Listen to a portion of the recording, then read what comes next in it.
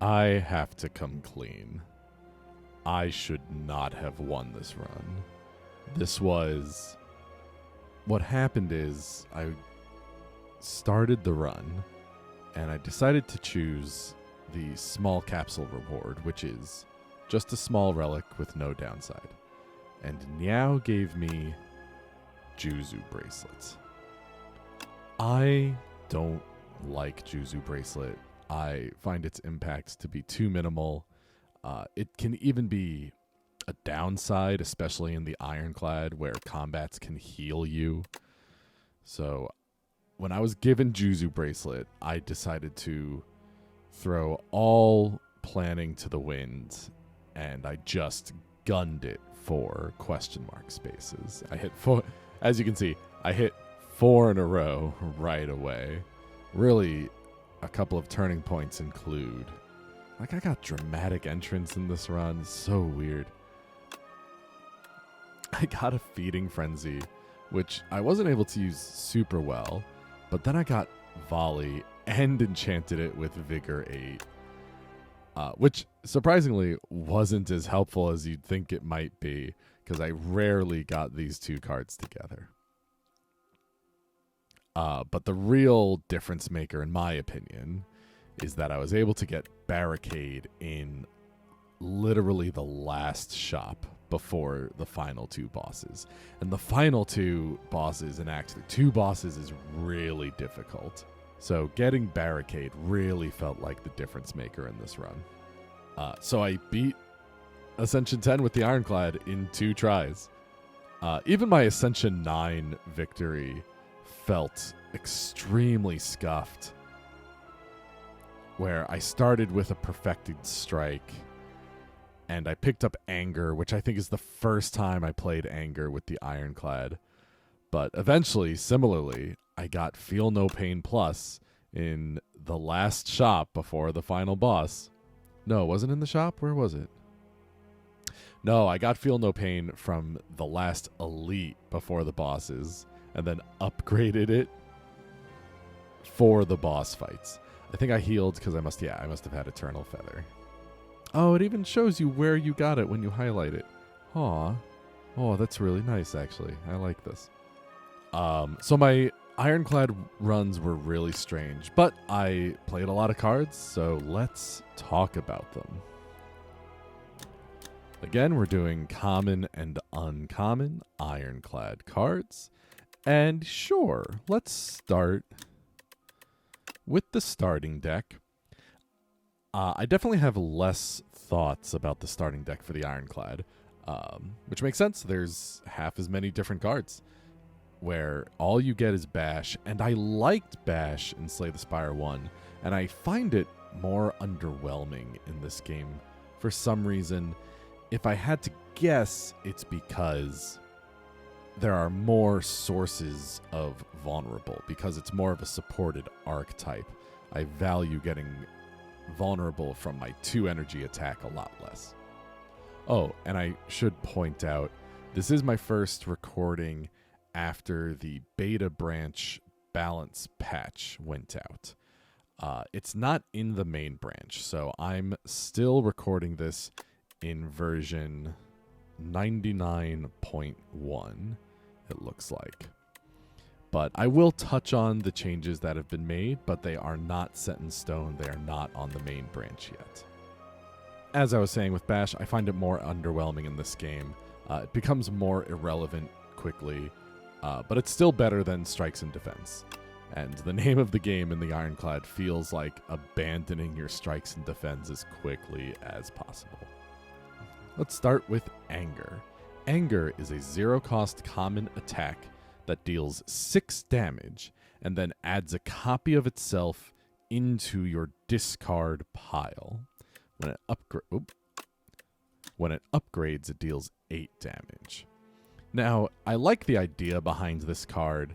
I do love a 0-cost attack early on. And adding cards to your deck, this is better than Strike. So early on, it is adding more copies of cards better than your starting deck to your deck. But it's not that good. and it's not worth filling your deck with angers unless you have a way to get rid of them. Which I actually found a little bit difficult, but if you can get through your deck by exhausting or drawing, you can mitigate this downside, was what it really ends up being a lot. Anger definitely fills the role of a Strike Plus, but I don't want to keep calling things a Strike Plus.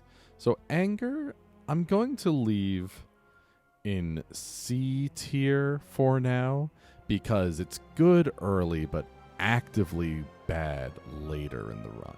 It tends to be. So I'm going to leave it in C tier, and I'm going to call C tier. Call C tier, please, no. It does have a use, but please, I do not want this to be the thing that fills that use case. Next, we have Armaments. It's a 1 energy common skill that gains 5 block and then upgrades a card in your hand. And when you upgrade Armaments, it upgrades all the cards in your hand. This is a pretty defining card of the Ironclad from the original game, and it's a pretty good answer to, if you don't have a lot of upgrades, just upgrade Armaments and then focus on healing at campsites is not a bad thing to focus on. Armaments isn't a great source of upgrading your cards, except it does upgrade a lot. It upgrades more when you can draw more cards and have more cards to upgrade in your hands. Eventually, Armaments becomes worse than Defends because it'll only ever block for 5, and it doesn't get the bonuses that Defends can sometimes get from cards like Fasten.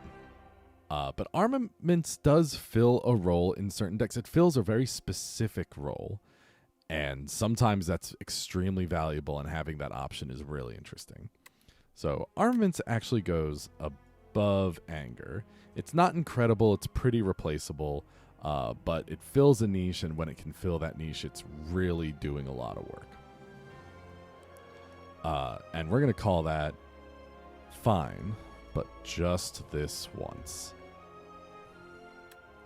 Next is Ashen Strike. Ashen Strike is a new card. It's an uncommon 1 energy attack that deals 6 damage and then additional 3 damage for each card in your exhaust pile.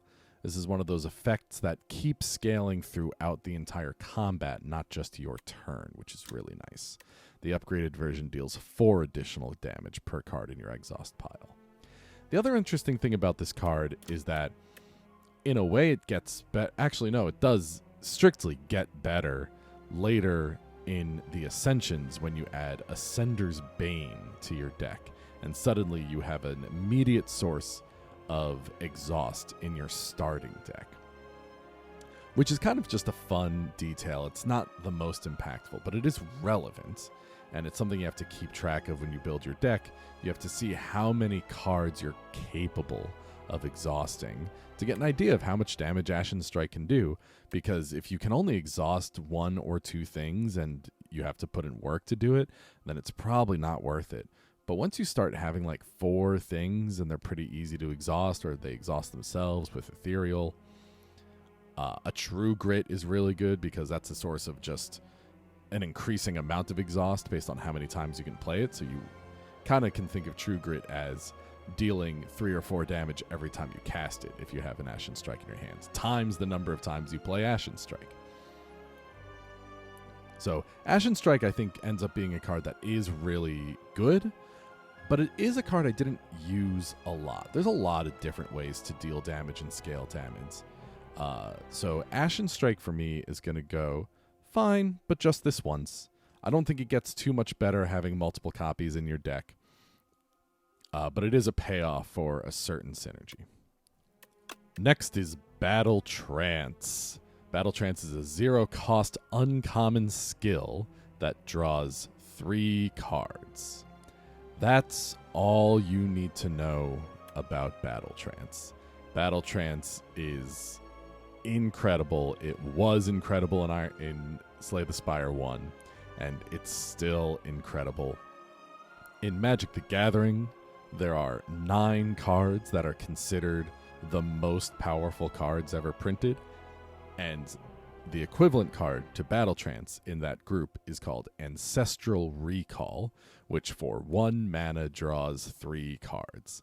Battle Trance costs 0. Battle Trance is incredible, and you want to take it as soon as you see it.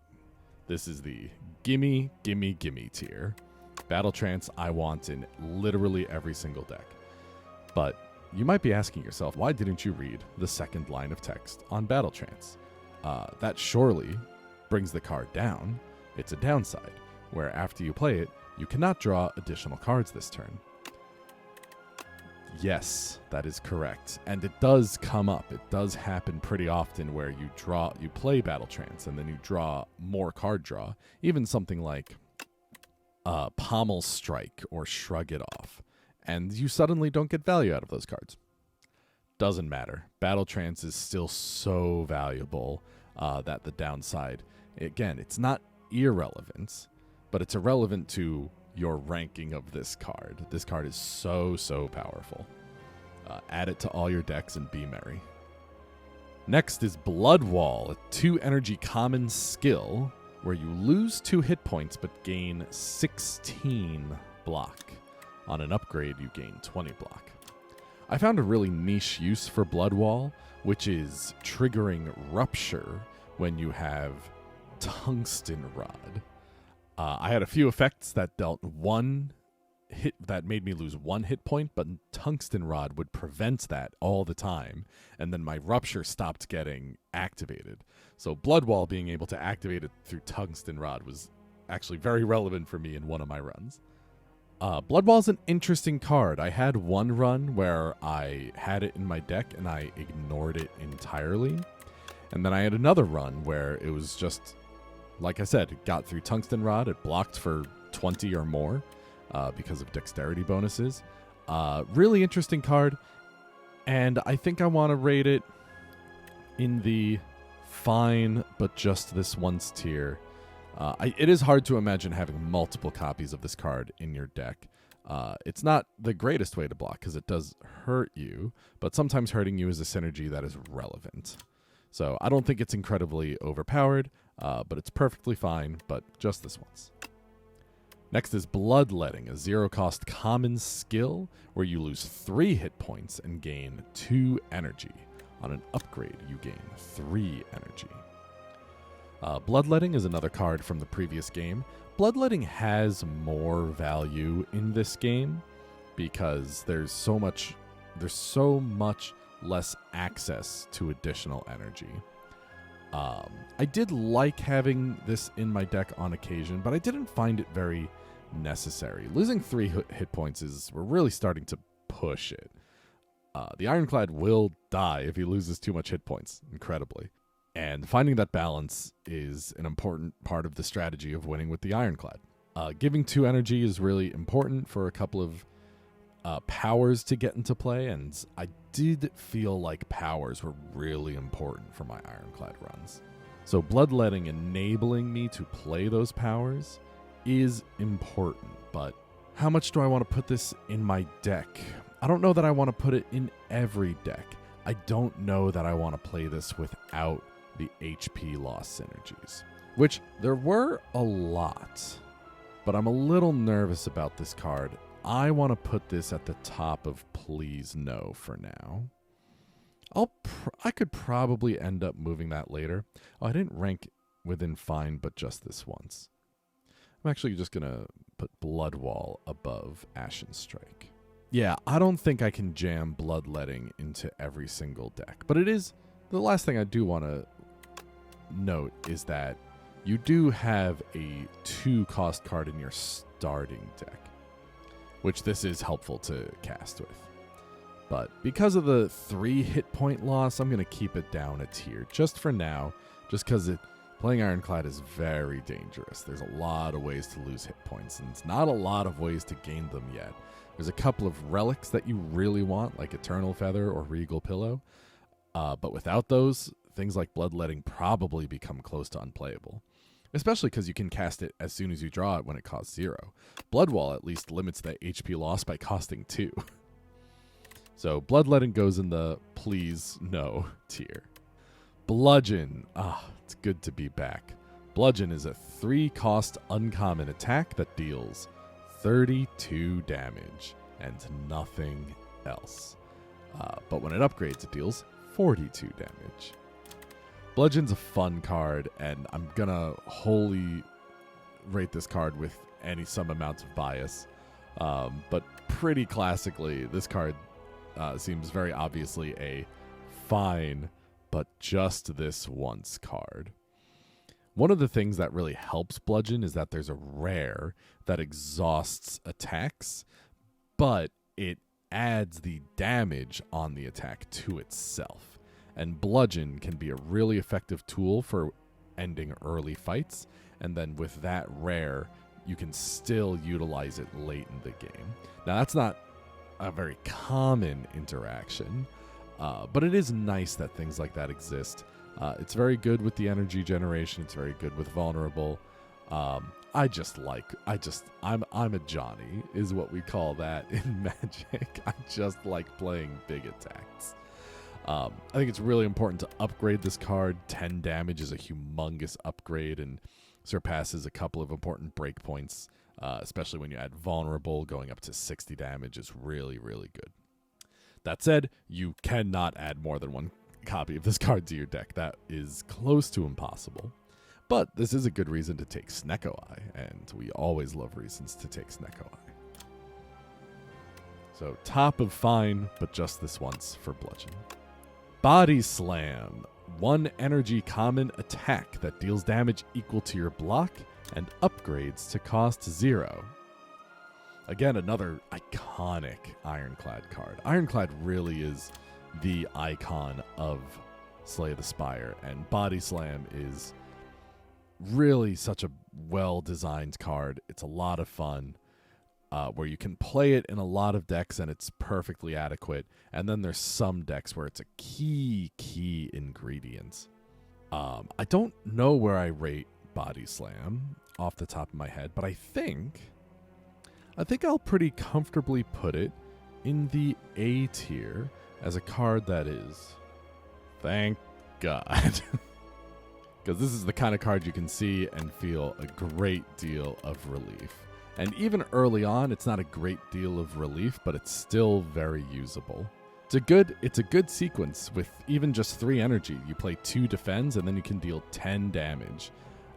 10 block and 10 damage in a single turn is a solid place to be early on, and you can improve that steadily over the course of the run. Next, we have Breakthrough, a 1 energy common attack where you lose 1 hit point, but you deal 9 damage to all enemies. I feel like I didn't see a lot of area of effect attacks in the Ironclad, and Breakthrough ended up being the card I was looking forward to getting because I couldn't find a lot of area of effect attacks. There's an uncommon that we'll talk to towards the end, but Breakthrough just fills that role of being an AoE attack that is really important.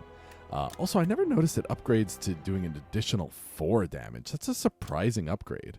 Sometimes AoE upgrades only add 2 damage because the damage is multiplied for the number of enemies, but an upgrade to dealing 13 to all enemies is really surprising. Plus, it's got the losing hit point synergies, and it only does 1 hit point to you, so it's more easily manageable.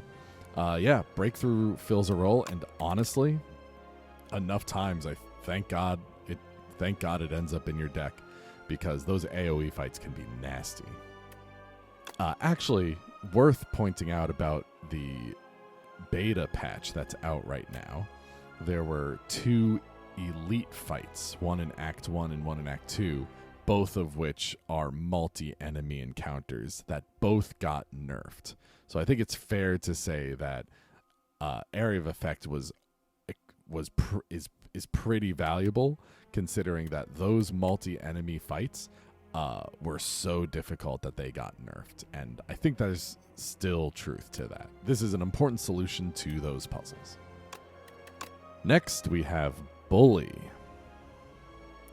Bully is a 0-cost, uncommon attack that deals 4 damage, but it does 2 additional damage for each vulnerable on the enemy, and it upgrades to dealing 3 additional damage for each vulnerable. Bully's a card that I did have in one of my decks, but luckily it was my deck where I was really leaning into a vulnerable strategy, and I kept forgetting that this cost 0. It feels like it should cost more, but it doesn't, and costing 0 is very convenient. I played a lot of card draw. I was able to get a lot of vulnerable on the enemy, and vulnerable was just piling on damage. It's also really good where you can get this early on and you can play Bash, and then this is just going to deal 12 damage for 0 energy. So I didn't get the chance to do that very often, but I think Bully's actually pretty accessible. I think you can play this in a lot of ways, and I'm going to put this towards the top of fine, but just this once. I'm not too relieved to get this card, but ooh, do I call it? No, I'm not going to call it better than Armaments, but I will call it better than Bloodwall for now. Next is Burning Pact, a 1 energy uncommon skill that exhausts a card and draws 2 cards. On an upgrade, it draws 3. As far as exhaust outlets go, this is perfectly reasonable. It draws 1 less card than Battle Trance and costs 1 more, which that's a big gap between incredibly good and playable in every deck compared to this, which is good. I'll play it in most of my decks. Most of my decks want an exhaust synergy. A lot of situations can utilize exhaust synergies just because there are status effects. Early on in the game, you want to get rid of your strikes and defend, so there's often reasons to want to exhaust. And 1 energy to draw cards is good. Drawing 3 is a lot better. This is actually a pretty impactful upgrade, but this is not the card I'm relieved to see, so I'm gonna put it in the fine but just this once tier, above Bully and below Armaments. Apparently I like Armaments a lot. No, I'm gonna put Burning Pact above Armament. I'm gonna put Burning Pact in fine but just this once. Do I put it below Bludgeon? I like Bludgeon. I think Bludgeon has a tiny bit more application. Specifically early on in a run, Bludgeon is better than Burning Pact. So that's what's going to give it the edge, but I could be talked down from there.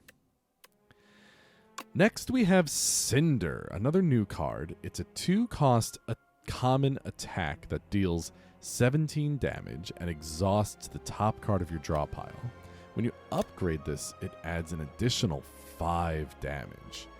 So this is the first card on our list of cards in the balance patch. This card deals 1 additional damage at base and 2 additional damage on upgrade for 18 damage and then upgrading to 24 damage. That's a pretty significant buff for a card that I was already pretty happy playing.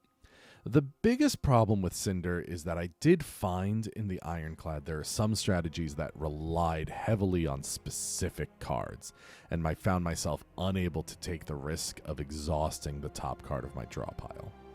But as early attacks go, being able to get rid of bad cards from your deck and deal a whopping amount of damage, I really liked getting Cinder early. It does fall off later, is its biggest problem. So I like Cinder. I'm kind of a fan of it. That makes me want to leave it right above Bully. It's just a very simple card that deals a good amount of damage and has exhaust energies and is effective early. Those are really key features for me. Next, we have Dismantle. It's 1 energy uncommon attack that deals 8 damage and then checks if the enemy's vulnerable and then hits twice if they are. So that would be 16 damage, but while they're vulnerable, that would actually be 24 damage, which is a pretty heavy hit. It's not too hard to activate the second trigger by having Vulnerable. Vulnerable isn't free in the Ironclad, but if you want it, you can get it, and it's always available in Bash. So Dismantle does do a lot of damage, but it's not a card you can build your late game strategy around. So it's just a fine early card that requires a little bit of setup. But that said, it does do a lot of damage. So where does that leave me with raiding Dismantle? Again, I can imagine adding this card to my deck, but I don't want to rely on it too heavily. I'm going to put this right above Bully. Bully and Dismantle are very similar effects, so I think that makes sense. Next, we have Dominate, a 1 energy uncommon skill where you gain 1 strength for each vulnerable on the enemy, and then it exhausts itself. It upgrades to not exhausting. So Dominate is a card I never played, and notably, it got a buff in the beta patch. Dominate now, before doing anything else, applies a vulnerable to the enemy.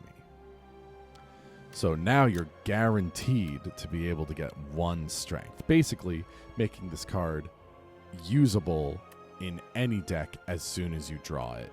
Regardless of whether there's vulnerable on the enemy already, you can pay 1 energy and gain 1 strength, and the enemy's vulnerable for 1. The upgraded version of the patch adds 2 vulnerable initially.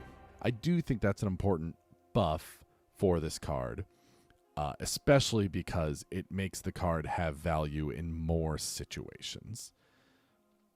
That said, rating the card as I played it, I'm going to put it in Please No, but at the top. It's not a card I'm looking to play. It's not the payoff I necessarily need, but it does fill a role in the very vulnerable focus deck. And now with the patched version, if that's the one that reaches the main branch, that'll become just a reasonably usable card, probably closer to just a strike territory. Strike plus territory. Next, we have Drum of Battle. This is an interesting card. It's a 0-cost uncommon power that draws 2 cards, which is really the effect of a skill, but its effect sticks around where it, at the start of your turn, exhausts the top card of your draw pile. This is an... The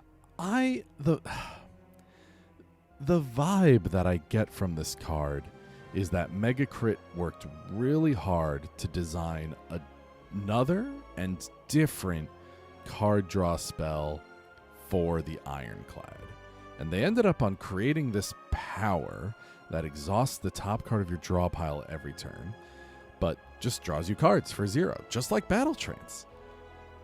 When you upgrade this, it does draw 3 cards. So I do think the prime focus of Drum of Battle is the card draw, which is weird because it's a power. But what is Drum of Battle for? What do you do with this card?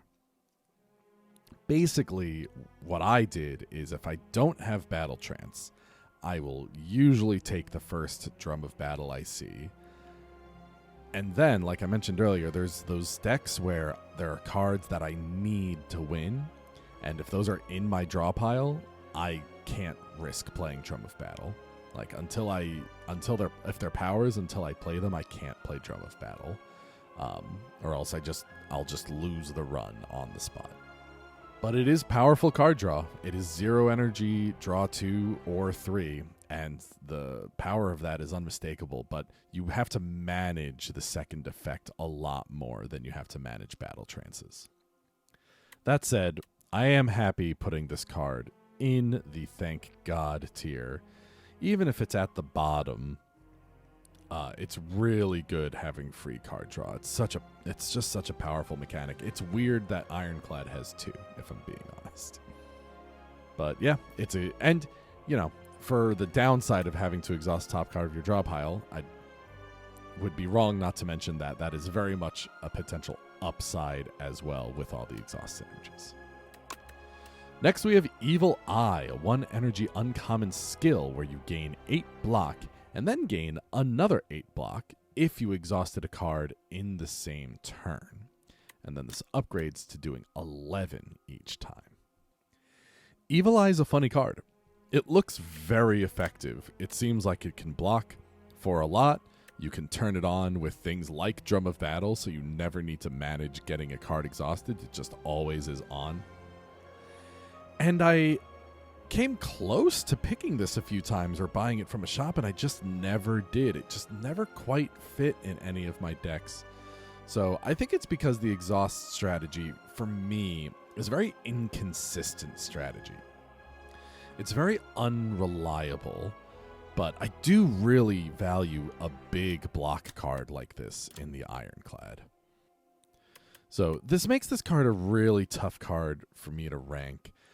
I think this card only blocks. It doesn't help your exhaust synergies or lose hit point synergies. It just has one role, and it asks for effort to put it together. I'm going to put Evil Eye at the top of Please No tier. I think the power's there. I just haven't quite been able to make it work. Next, we have Expect a Fight. This is a 2-energy uncommon skill, and you gain an energy for each attack in your hands. It upgrades to costing 1. And it's worth noting, in the beta branch, this has the added text of, you can no longer gain additional energy during the same turn. So the beta branch patch made a note that the specific objective of the patch was to nerf infinite combos. And cards that create energy, cards that draw, especially for small amounts of energy or 0 energy, tends to be the engines that fuel infinite combos. So by negating your ability to gain additional energy in the turn, that kills combos like that on the spot. Outside of that context, Expect a Fight is exactly the same as it played in the current branch. So how good is that? That's a good question. I did play Expect a Fight a couple of times, but I never picked it. I never sought out looking to play Expect a Fight. But in the decks where I was able to get a Battle Trance, yeah, I would definitely be excited to play Battle Trance, draw my attacks, play Expect a Fight, and get my value out of it. Energy, similarly, is at a premium. The Ironclad has a lot of attacks in general. I don't know that the Ironclad has more attacks or less than others. Let's look at that quickly.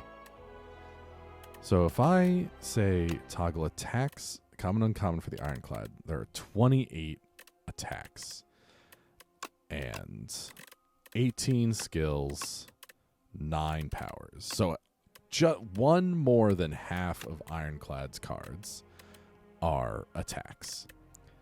Let's compare it to Regent, where the Regent only has 21 attacks and 34 skills and powers. So there is definitely an uneven number of attacks compared to the rest of the characters in the Ironclad, which does help the case for Expect a Fight.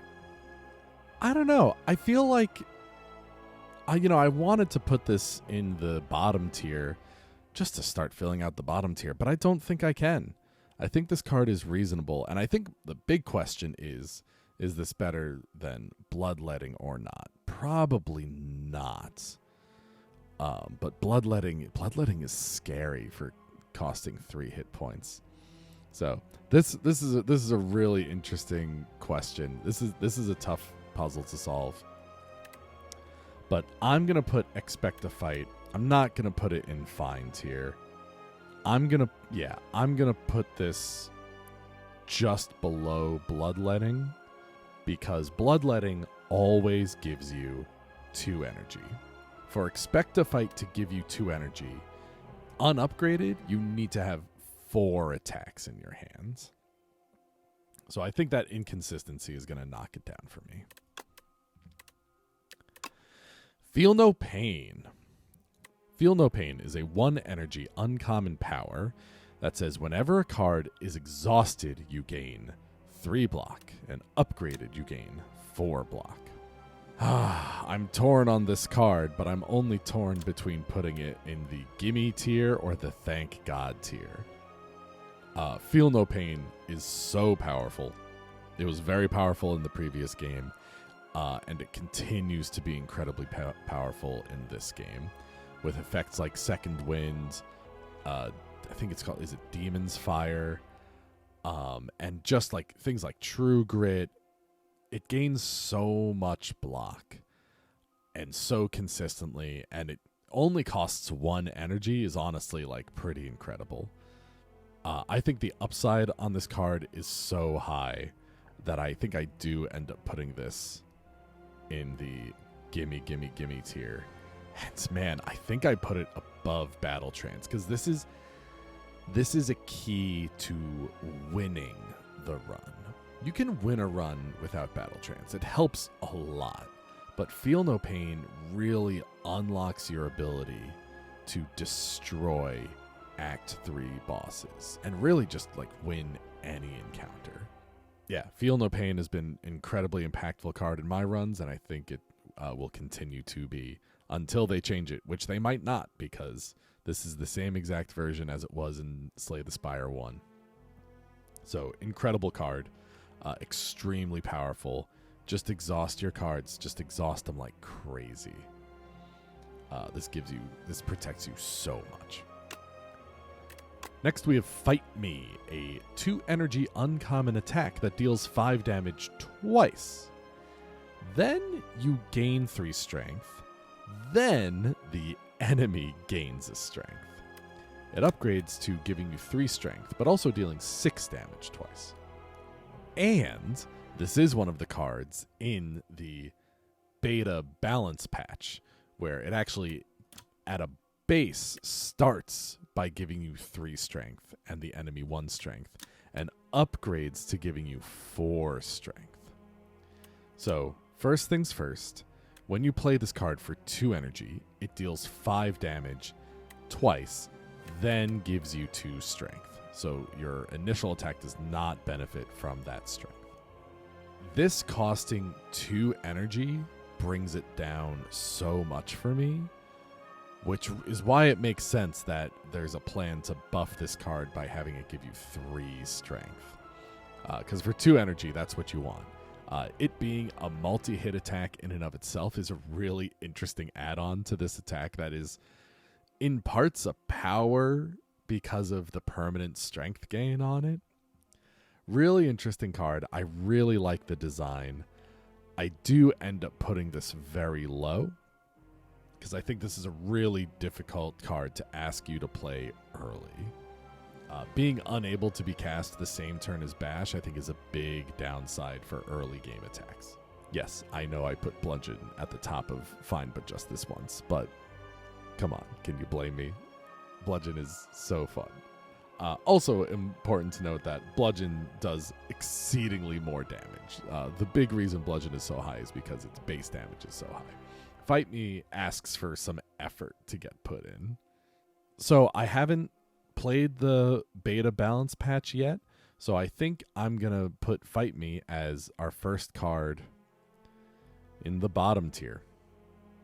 This is definitely a playable card, but in general, I mean, simply put, this card's just not for me.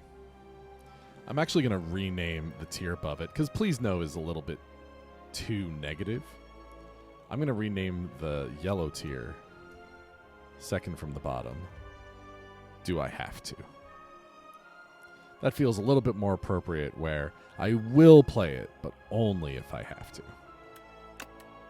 That's Fight Me. Flame Barrier. This is a 2-cost uncommon skill that gains 12 block, and it says whenever you are attacked this turn, it deals 4 damage back. On an upgrade, it blocks for 16 and deals 6 damage back. Flame Barrier is a card from Slay the Spire 1, and I think it was pretty decent in Slay the Spire 1, and I kind of find it to be even a little bit better in this game. Having this sort of spike damage effect added to it is really valuable in certain niche situations. Having kind of a big block card is really important. I think the upgrade adds enough block that I'm actually really relying on this to protect me a lot of times. And then just occasionally destroying certain encounters. Also being valuable in multi-enemy combats where each enemy is attacking you. This can end up doing 12, 16, 20 damage in a single turn in multi-enemy combats, which is really which is a lot of work. Flame Barrier actually goes all the way up to the Thank God tier for me. I'm going to put it at the bottom of the Thank God tier, but like I'm very happy getting one copy of Flame Barrier. A card to protect me that also does additional work on the side for asking so little is a card that I value. Forgotten Ritual. This is a 1 energy uncommon skill that says if you exhausted a card this turn, gain 3 energy, and then upgraded, gain 4 energy. You might be able to start noticing a trend here. This is a card that got changed in the balance patch. The only change is that it adds the word exhaust at the end of the text. Even upgraded, it still exhausts. I never had a chance to play this card. It's a card that requires you to set it up. It gives you some energy, but it can't always give you energy. Unreliable energy generation. I'm going to put this at the bottom of the not for me tier, especially now that any broken combos related to it have gone. I'm not interested in looking for this card. Bloodletting is a common that adds energy. If I really need to add energy, I'll take Bloodletting and I can reuse that and I can synergize it with HP loss, and there's no conditions for me to use it. So I just never need to play Forgotten Ritual while Bloodletting's around. Next is Grapple. It's a 1 energy uncommon attack that deals 7 damage, and whenever you gain block this turn, deal 5 damage to the enemy. On an upgrade, this upgrades to dealing 9 at base and 7 damage per time gains block. Per time you gain block. This is a really cool card. This is the Juggernaut effect. So whenever you gain block, you deal damage. It even does the same numbers of damage, where unupgraded it deals 5 and upgraded it deals 7. Yeah, this is a balanced version of Juggernaut. Good thing they got rid of Juggernaut and made this card instead, he said sarcastically, because Juggernaut is still in the game and it's still very good. But Grapple doing a baby version of Juggernaut is really cute. I think it's a fun design. Being able to do, 1 damage or up to 17 damage maybe consistently for a single energy is pretty good. There's an uncommon power that gives you plating, stone armor. So Grapple being able to synergize with things like stone plating. Oh, there's Rage. Rage is a good one. True Grit. I mean, all the things that work well with Juggernaut can work with Grapple as well. Grapple's a cute card. I don't know how good it is early. I never got a chance to play this card is unfortunately my problem. But I think it's fine. It has the word block in it, but it doesn't actually protect you, and its base damage without gaining block is really minimal. It's sort of just like a harder to use Body Slam. Because you play a Defend, you gain block and deal 5 damage, but you play Defend, and with Body Slam, your Body Slam does an extra 5 damage. And Body Slam can cost 0. That's where a lot of Body Slam's value comes from. This just can do more damage. Yeah, I think I'm not sold on Grapple. I think this really solidly goes into the do I have to tier. Like, I would much rather play Body Slam or Juggernaut. Yeah, and actually looking at this, I'm just going to put it below Anger. I also want to move Bloodletting up by 1. Because the more I'm thinking about it, the more I actually feel like I could use Bloodletting in a decent number of situations, because it asks for so little. I do like this kind of vertical cycle of common, uncommon, rare that deals damage based on your block, but in different ways, between Body Slam, Grapple, and Juggernaut. I like vertical cycles like that. That's fun. All right, next is Havoc, 1 energy common skill, where you play the top card of your draw pile and exhaust it. This card, it's back from Slay the Spire 1. It upgrades to costing 0. I do think exhausting is very good, but I don't know that I want to spend an energy to exhaust a random card. There isn't like skill synergies that value playing this before playing another card or playing multiple cards. There aren't ways to manipulate the top card of your deck. If you really want to exhaust the top card of your deck, I don't know. There's the power that can do it. True Grit is so much better because you can choose when you upgrade it. And even if you can't, like, you can still manipulate the choice at all, whereas playing the top card of your draw pile is a complete crapshoot.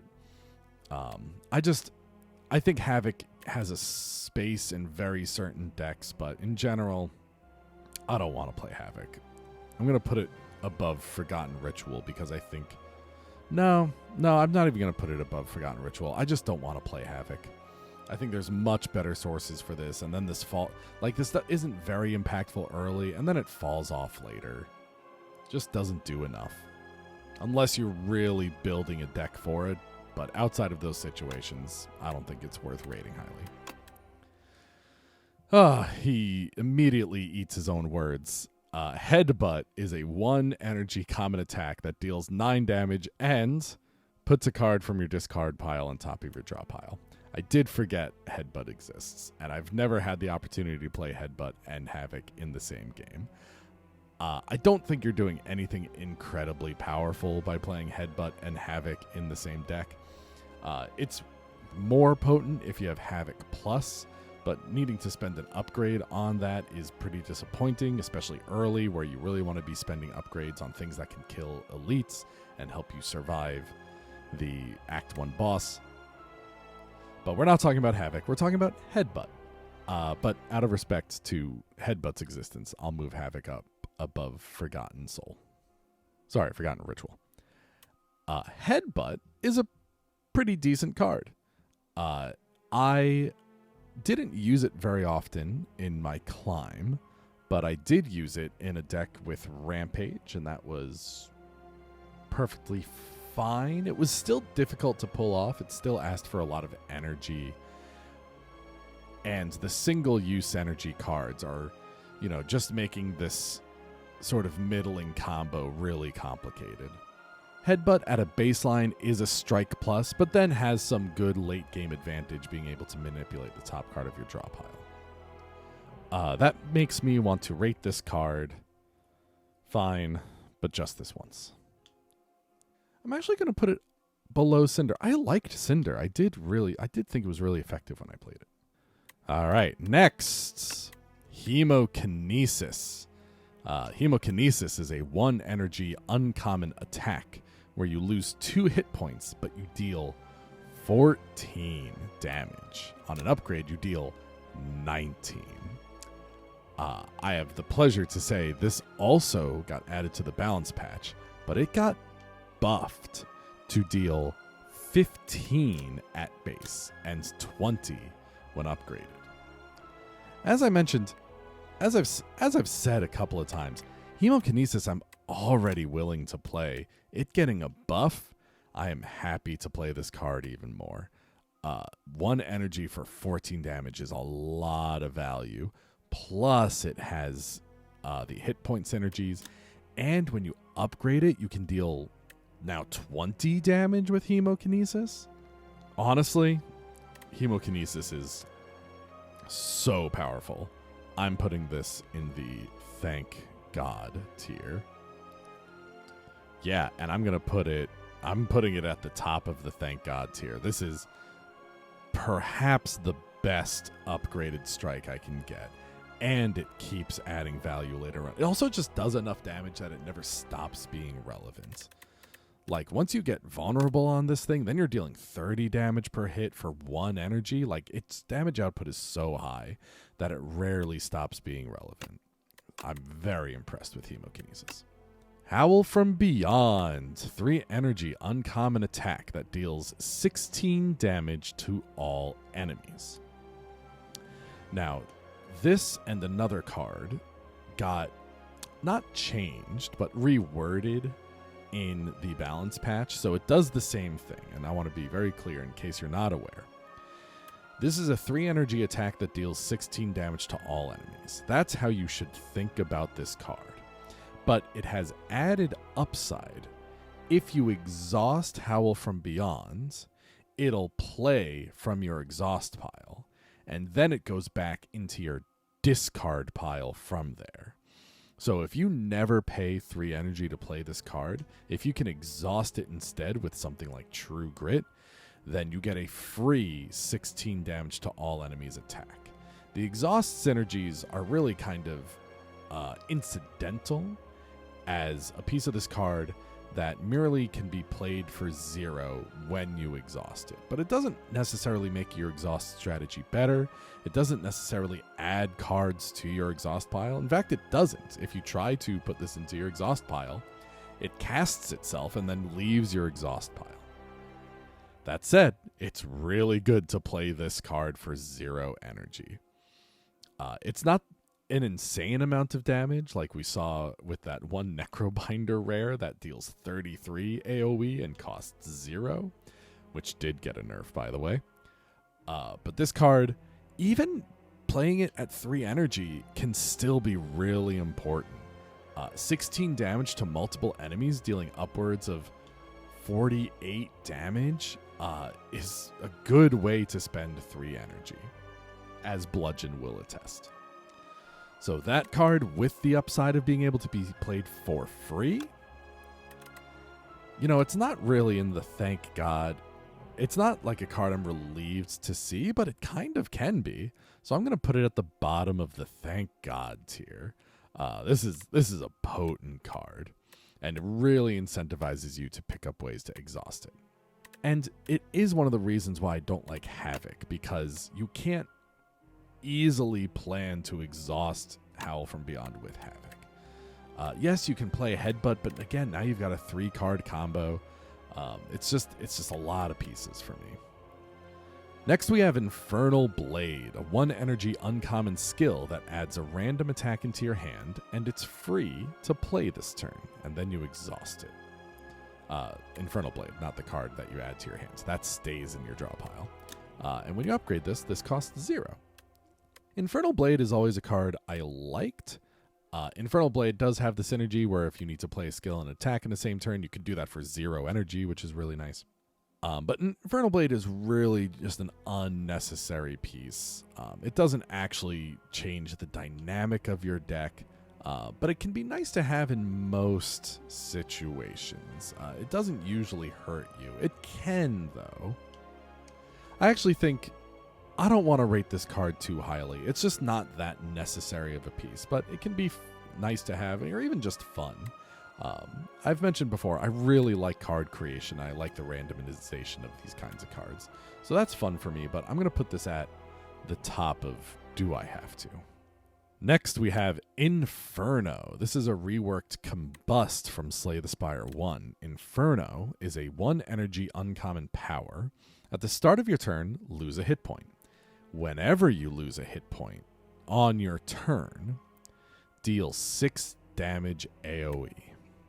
Inferno is really powerful. This can deal a lot of damage.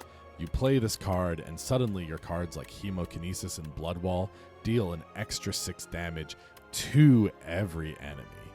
That's a lot of extra damage being able to trigger every single time. I think 6 is a lot, and it might be too many. But this is a card I'm really happy picking up. I like being able to lose a hit point every turn to activate all of those synergies consistently every single turn. Just be careful of taking Tungsten Rod, because this will turn Inferno off completely. If you have Tungsten Rod, you do not deal damage at the start of your turn because you don't lose hit points. But besides that, Inferno is a great card. I'm not going to put it in the gimme, gimme, gimme tier, but I will put it in Thank God. And I'll even put it... I'm going to put it just below Hemokinesis, although that's probably wrong. This is also a good solution to AoE combats and has synergies. Yeah, I'm just going to put it at the top, but it's right there. This is the kind of card you want to be playing. Next, we have good ol' Inflame, a 1-energy uncommon power that gives you 2 strength, and on upgrade, 3 strength. Inflame's fine, perfectly adequate, nothing extraordinary, nothing to build your deck around, just makes the vast majority of your cards a little bit better. And that's it. Inflame is as good as it ever was. You can play multiple copies of this card, but this is going to go into the fine, but just this once tier. You know what? I'm going to judge Inflame. I'm going to say Armaments is no, well, Armaments unupgraded is worse than Inflame. Okay, fine. I keep rating Armaments as if it's upgraded, and it's not upgraded. I actually have to move Armaments. That was a mistake of mine. Yeah, I'm actually, because I should be rating Armaments unupgraded, I'm going to move it to below Bloodwall. But I do think Armaments is still fine, and I think it still deserves to be in the same tier, just lower down. Yeah. So, Inflame goes into the higher part of fine, but just this once. Next, we have Iron Wave. It's a 1 energy common attack that gains 5 block and deals 5 damage. On an upgrade, it blocks and deals 7. Iron Wave is an annoying card because it doesn't synergize whatsoever with anything. It's just trying to give you a good rate, but it's pretty disappointing that this will always do less than a strike. You need to be able to take advantage of both the damage and the block. If you do end up with this card early, I do think it's worth upgrading. I do think 7 block, 7 damage is the right rate for Act 1. But without the upgrade and without any synergies, this is going to go into the not for me category. And I would definitely play Havoc more often than I would play Iron Wave, because Iron Wave is only good in Act 1 and then it just falls off in value. Juggling. 1 energy uncommon power. Add a copy of the 3rd attack you play each turn into your hand. I played this card a couple of times. I didn't really understand it at first, but now that I've played it, I still don't understand this card. I don't really understand the objective here. I guess like you want to put a 0 cost attack in your hand so you can get another attack off. But it has to be the 3rd attack you play, and you have to have played this power initially. The upgrade gives it innate, so the implication is that you want to get this out early, which tells me it has very specific interactions, but I don't think it's making those interactions that much better. So juggling just isn't for me. I'm not interested in playing Juggling. There are some good powers, and Juggling is not one of them. Molten Fist, 1 energy common attack. It deals 10 damage and then doubles the vulnerable on the enemy, and then it exhausts. On an upgrade, it deals 14 damage. Molten Fist, when I played it, for the most part, was just Strike Plus. But if I had very few sources of vulnerable, I would be really excited to do something like play my Bash Plus, and then the following turn, play Molten Fist, and then I would have 4 vulnerable on the enemy. That's a good amount of vulnerable for me to get through my deck once and get all that vulnerable damage out. Probably the nicest little quirk of Molten Fist is that it exhausts, so it does become relevant with exhaust synergies. I never quite built the deck that was counting as much vulnerable as possible on the enemy to either gain block based on vulnerable or gain strength. I never quite did that, and I can see Molten Fist's value there. But I don't love that this exhausts, because you have to let this cycle through your deck until you build that up, and then you can play Molten Fist, and then you can take advantage of it. I just feel like that's a little bit more complicated of a puzzle to put together than I like. But this card's not a bad card by any means. The floor on this card is so high because it's a 1 energy deal 10 damage attack that exhausts itself. So once you don't want a 10 damage attack, you just play it and then it removes itself from your deck for the rest of combat. So I like that it gets out of the way. This card goes pretty solidly into the fine, but just this once tier, as a card that is a solid Strike Plus and also a good one-off copy when it is relevant in combos. I'm going to put it right above Bully because I think it's a little bit more versatile. Next, we have Perfected Strike. Welcome back. This is a 2 energy common attack that deals 6 damage, and then it deals 2 more damage for all your cards in your draw pile, in your discard pile, and I'm pretty sure in your exhaust pile too. Deals 2 additional damage for all your cards that have the word strike. What's really fun about this card in the Ironclad is that the Ironclad does have 1 more strike than most of the other characters, besides Silent, who also has 5 strikes. But then, Ironclad also has a number of cards that have strike in the name, like Setup Strike and Twin Strike, and at least 1 or 2 others. Perfected Strike. let me rank this card really quick. This is the epitome of do I have to? Just right in the middle. This is not your dream. This is the synergy you do not want your deck to be built around, playing strikes and cards with the word strike in it. But sometimes you end up with Perfected Strike, you get Perfected Strike Plus, you don't have a lot of removes, you end up with a Strike dummy, and suddenly your Perfected Strike is just a valuable source of doing like 25 to 30 damage, and that's what you need to kill things, so that's what you do. You do not want to have to do this, but it does do that thing. I've never had a run where this was ever particularly good later in the run, but just as a big attack early, it by Jove fills that role. So right in the middle of do I have to. Next is Pillage. This is a new card that is a 1 energy uncommon attack that deals 6 damage, and then you draw cards until you draw a non-attack card. As we saw earlier, there's a lot of attacks in the Ironclad, so you should draw at least a couple of cards. The inconsistency on this card is really what kills me. I've had plenty of times where this card only draws 1 card, and that's not a good situation to be in when you're playing a 6 damage, 1 energy attack card. This is a card I'm not impressed with, and I have tried playing a couple of times. And it really just is not for me. On an upgrade, it does 9 damage. So +3 is good to be a strike plus, but hardly better than a strike plus. It draws cards, so it is better than a strike plus, but the Ironclad has plenty of cards that are better than a strike plus. For example, look at Pommel Strike. Pommel Strike's a 1 energy common attack that deals 9 damage at base and draws you a card no matter what, which Pillage also draws you a card no matter what, but this upgrades to drawing you 2 cards and dealing 10 damage. Which I guess I really am just rating Pillage down because it doesn't deal as much damage as Pommel Strike. And yeah, I think I'm going to do that.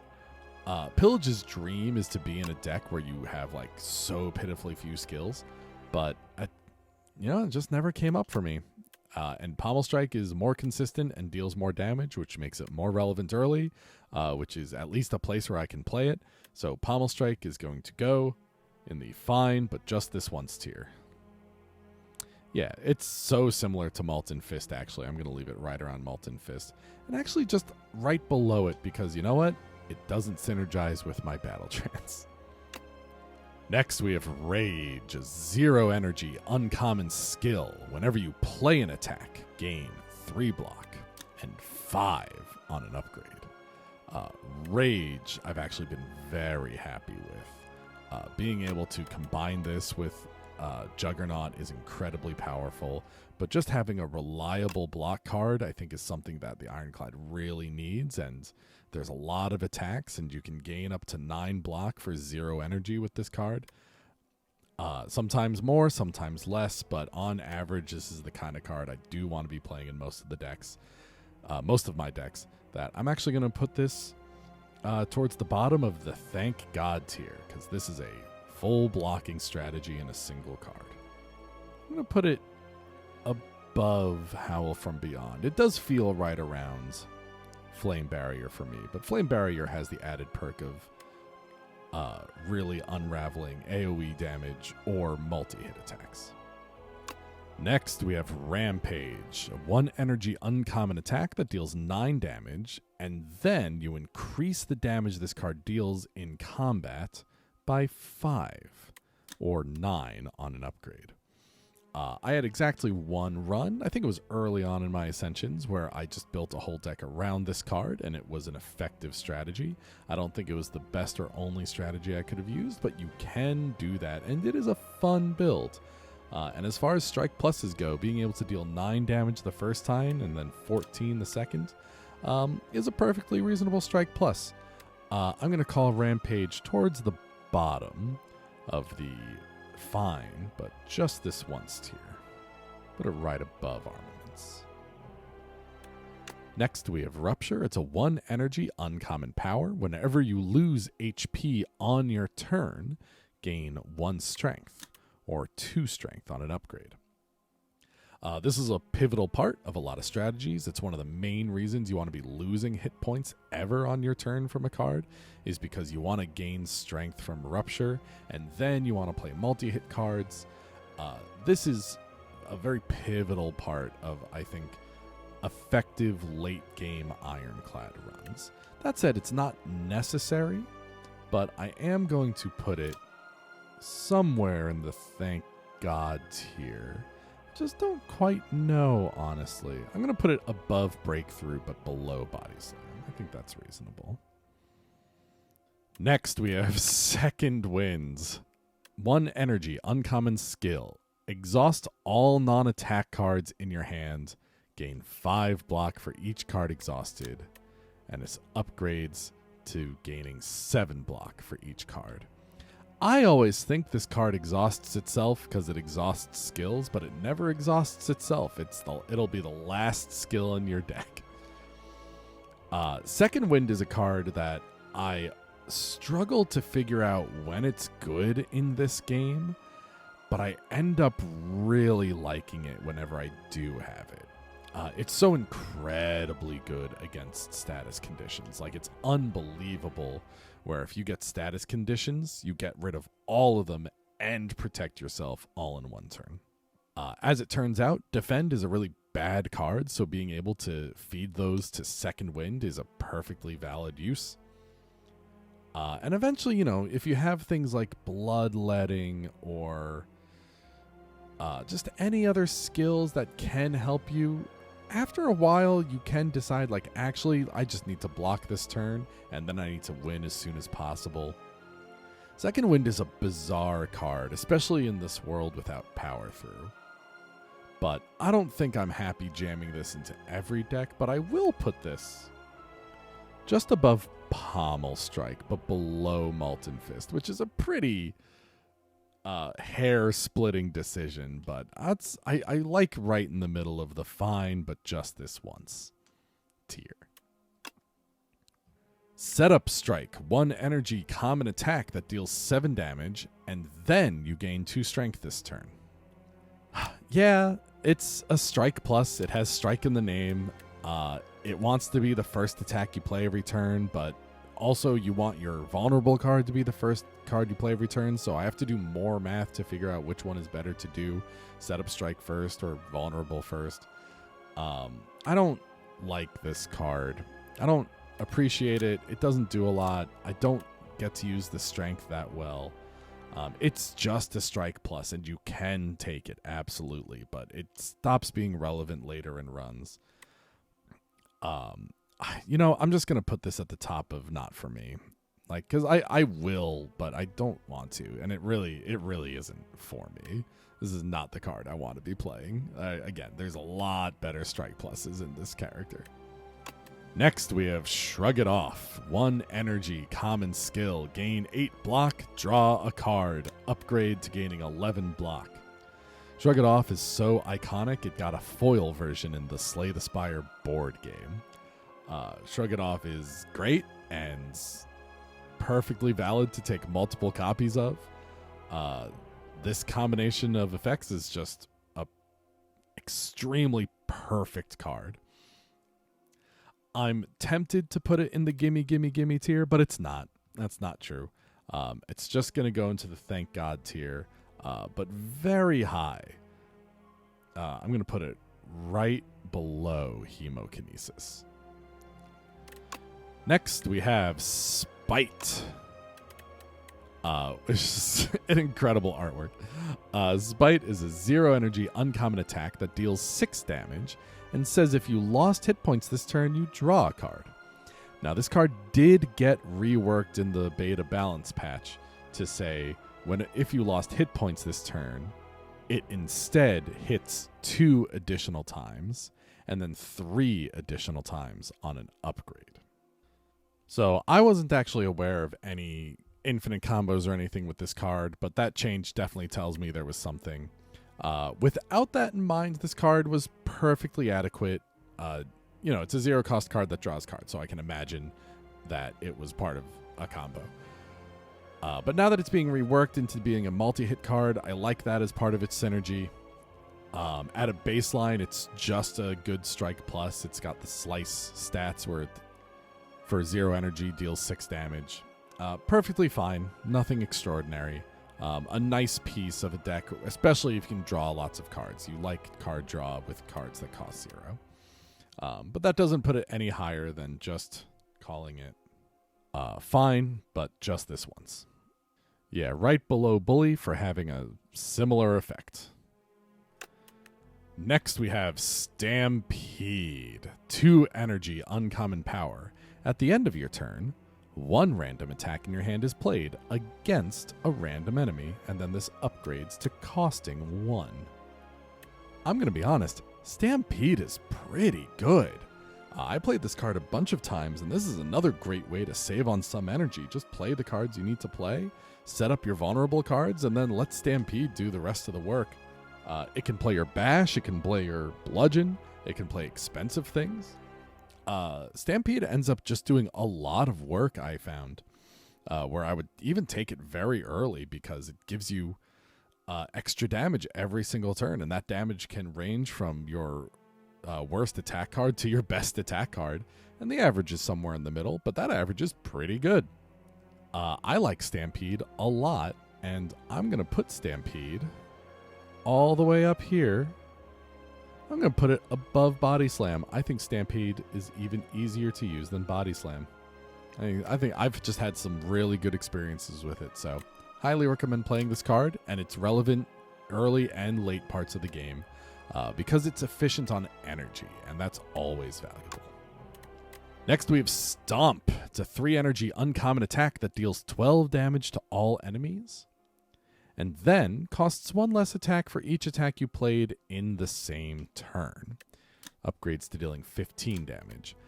I liked this card when I played it, but I realized in the later part of my Ascension climb, I didn't see this card very often. But it is really powerful to play 3 single energy attacks in your turn and then end with a Stomp. That's a pretty good sequence. I do think this card falls off in the later part of runs, but then it just becomes a 0 cost attack, which is perfectly fine. And even if you can't play this for 0 or 1, playing it for 2 or 3 is still a good floor for this card.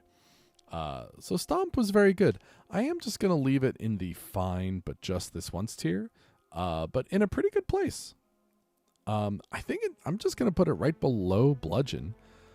I think Bludgeon's a little bit more consistent, but this card's pretty good. I didn't see it very often, so I'm having trouble just wrapping my head around how good it is in my head. But yeah, it's a well-statted card. It's pretty impressive. Stone Armor, 1 energy uncommon power that gives you 4 plating or 6 plating on an upgrade. I really value upgrading this card. I think this is an extremely powerful card. I think it's a lot of block. I think it has a lot of synergies with things that gain block. Or maybe not a lot of synergies, but if I can get 1 copy of this and upgrade it, I feel so much more comfortable with my defensive strategy suddenly, at least early on. And this card only gets better with multiple copies. In the same way that poison gets better with more poison, you gain, instead of 6, 5, 4, 3, 2, 1, you gain 12, 11, 10, 9, 8, 7, 6, 5, 4, 3, 2, 1. Which is just like such a powerful effect, especially for an effect that's protecting you. Stone Armor, Yeah, you know what? I'm not even going to joke around. Stone Armor is going to jump all the way up to the top for me, right at the bottom of Gimme Gimme, because I want to play as many of these as I can. I think this card's so good. This card's so good that a colorless card, Eternal Armor, got buffed because this was so much better, because Stone Armor Plus was so similar to it, where Eternal Armor gave you 7 plating, but for 3 energy. So that got buffed, and Stone Armor staying right where it is, I think is really, really good. Next, we have Sword Boomerang. 1 energy common attack that deals 3 damage to a random enemy 3 times. And on upgrade, deals damage 4 times. That's an important upgrade because it scales better with more strength. That said, I'm not a big fan of Sword Boomerang. I don't like not being able to choose my enemies. This is a card that is a good strike plus, but it gets worse in multi-enemy encounters. And that's a situation where I don't want my cards to get worse in. So I don't play Sword Boomerang very often, and I think there's enough payoffs for strength and having multi-hit attacks that Sword Boomerang doesn't have to be it.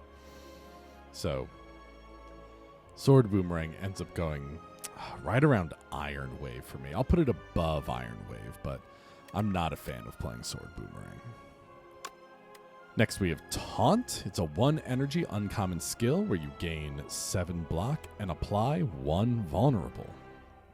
Having the ability to place vulnerable with a skill that protects you is nice. This is a thing that was notably missing from Slay the Spire 1. And now that we have it, it works perfectly fine. It's nothing like a Shrug It Off. But happy to add a copy of this to my deck. Upgrading it gives 8 block and 2 vulnerable. It's just, especially with the starting deck, it's nice having a 1 energy source of vulnerable.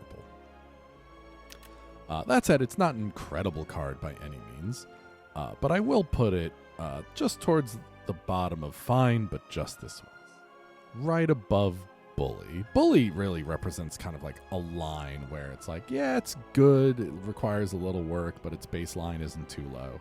So I'm going to put Taunt right above that because it's more usable in more situations. Thunderclap. 1 energy common attack that deals 4 damage and 1 vulnerable to all enemies. And then this upgrades to dealing 7 damage, but still only 1 vulnerable. This was a card I did not like playing in Slay the Spire 1, and I still don't like playing this card. I actually like this card less than Sword Boomerang and Iron Wave. And I'm also just going to put this underneath Pillage. I don't like Thunderclap, and there's so few situations where I want to play it. It's an AoE attack, but it does such a small amount of damage, and it's so difficult to take advantage of the vulnerable. When you can, it's really good, but it's just a 2-card combo that's so narrow, and I have just decided I don't add this to my deck. Tremble, a 1 energy common skill that applies 2 vulnerable. And then 3 on upgrade. Notably, in the balance patch, this now applies 3 at base and 4 on upgrade. So, kind of similar to Taunt, I was already pretty happy with this card. A 1 energy source of vulnerable, especially 2 vulnerable, is like such a big leap over 1 vulnerable. But now that it does 3 at base, I'm actually just kind of excited to play Tremble. It's honestly almost in the thank God feeling for me, but I'm just going to put it somewhere in the top half of fine, but just this once. Let's call it, I think I'm going to say I like it more than Inflame. It just interacts with more synergies. I'm just really into it. Yeah, Tremble's an exciting card. I'm into it. All right, True Grit. 1 energy common skill. Gain 7 block and then exhaust a card at random. When you upgrade this, it gains 9 block and exhausts a card of your choice. Upgrading this card is one of the most impactful upgrades I think you can find. But honestly, even unupgraded, True Grit is one of those cards that I am overly excited to take. This is such a key part of so many strategies and combinations and synergies. Really, especially when it's upgraded. But even when it's not upgraded, I value this card so highly. Having just one copy is great, but I'll add 2 copies. It does fall off. Like, you can add 2 copies, but playing 3 is really starting to play with fire. I think I'm going to put this squarely into the thank God tier. Ooh, man. I do like it more than Shrug It Off, but unupgraded, I like it less than Shrug It Off. So I think I'll put Stampede above it, but not Body Slam. I think that's pretty close to where I am with True Grit. True Grit is such an important piece of the Ironclad, in my opinion. Twin Strike, 1 energy common attack that deals 5 damage twice or 7 damage upgraded. I didn't see this card a lot, and I think even if I did, I probably wouldn't have taken it very often. It's a little bit similar to Sword Boomerang, except I can choose my target, which is nice. It does 1 more damage than Sword Boomerang. It just doesn't scale as well with strength, but it's still very effective. It's a lot of damage, and I would be happy to play this card. So Twin Strike just, goes squarely into a good strike plus territory. So nothing too impressive. That makes it a card that is fine, but just this once. I can put it just under Headbutt. Yeah, right around Dismantle is correct. I could imagine Dismantle's better, but Twin Strike asking for no setup is going to give it the edge for now, but I could easily imagine changing my mind later. Unrelenting, 2 energy uncommon attack. You deal 12 damage, and then the next attack you play costs 0. I didn't get a chance to play this card a lot, but I do think this card's very effective. It's, again, a card that falls off later in runs, but even just being able to play a 1 energy card for 0 at least makes this card's floor equivalent to a 1 energy attack that deals 12 damage, which is great. I think the worst thing about this card is that when you try to play this with Bash, you have to play this first so you don't get vulnerable value off of it. And that's going to be the thing that holds me back the most, because I really want to play this early, and one of its worst interactions is with a card in the starting deck, but it's still not bad enough not to take. So this card's going to go into fine, but just this once. I'm going to put it right next to Cinder, but below Cinder. Uppercut, 2 energy uncommon attack, deal 13 damage, apply 1 weak and 1 vulnerable, and upgraded, apply 2 weak and 2 vulnerable. Notably, this is the only source of weak in the Ironclad. Is it the only source overall, or just amongst commons and uncommons? I can't think of any sources of weak amongst the rares. No, and there is none. So this is a unique source of weak for the Ironclad, which I think is why I've been valuing it really highly. I think it's hard to call this card thank God tier, because it's so similar to a card in your starting deck. But having the unique effect of being able to apply weak to things is valuable. It just doesn't have as much synergy. It is expensive. It only does 13 damage. It only applies 1 vulnerable, which is really bad for a 2-cost card. Which, you know what? Uppercut really falls squarely into fine, but just this once tier. And you know what? This one I will put above Cinder for having a unique effect. All right, now we have Vicious, a 1 energy uncommon power that says whenever you apply vulnerable, draw a card. I don't know when to take this card. I played it, I've drawn cards with it. It's hard to notice how helpful it was, because I don't know how often I'm applying vulnerable. It feels like my goal is usually just to apply as much vulnerable as possible early, and then not think about applying vulnerable more and more after that. So paying an energy to draw a card only when I apply vulnerable, and I have to have played this power, like it doesn't upgrade to having innate. I'm not impressed with this card. I'm going to call this card. Yeah, I'm really just not impressed with this card. I'm going to call it right above Havoc. I think that's right about where I feel the card goes. All right, and last but certainly not least is Whirlwind. Whirlwind is an X energy uncommon attack that deals 5 damage to all enemies X times. And then it upgrades to dealing 8 damage. Whirlwind is a card that I think can be hard to understand because its base damage is less than a strike's. So against a single enemy, like, you're going to be playing strikes more than a whirlwind. If you upgrade it, it's still worse than a strike plus. None of that really matters because this is a use for all of your energy every turn. Notably, it's the only X energy card in the commons and uncommons. Being an AoE attack really solves those problems, but this synergizes with things where if you gain even more energy, you can spend it on this. If you gain strength, it multiplies well with Whirlwind.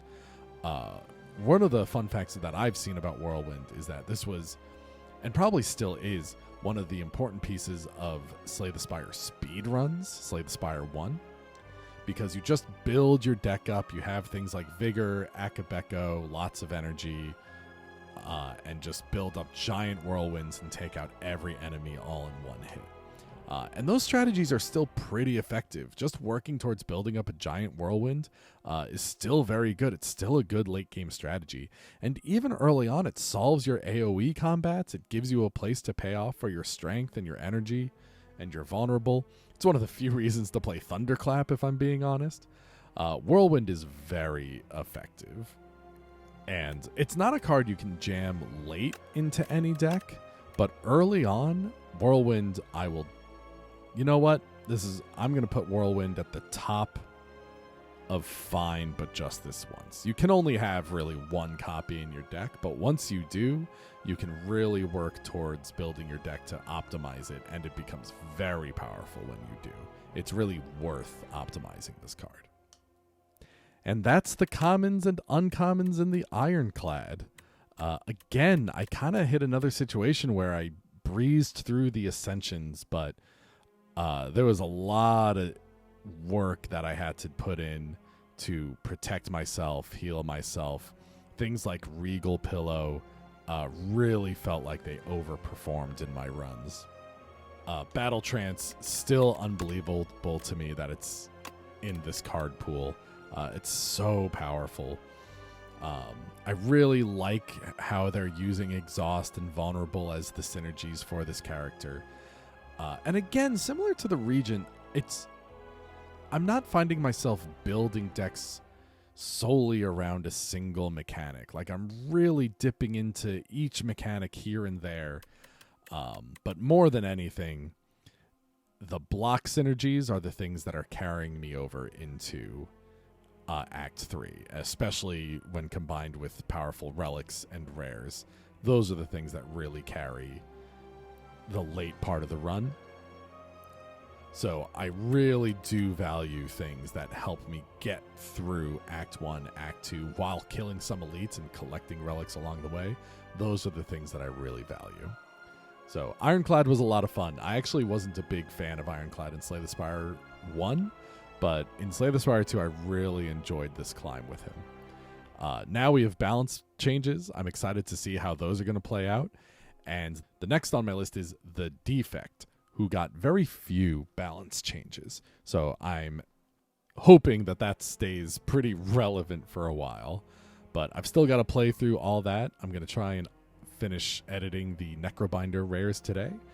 And as always, I had a lot of fun with this, and I hope you did too. This is a lot of fun for me, and it feels really worthwhile. So thank you to those who have been watching and subscribing. I know it's not a big deal to get 500 views on a video, but considering my last video had less than 100, it feels very exciting. So Anyway, thank you for participating. Thank you for watching. Thank you for enjoying. And please leave comments and feedback so I can learn and grow and improve and make better stuff for everyone in the future. I think that was a terrible outro. Let's get out of here.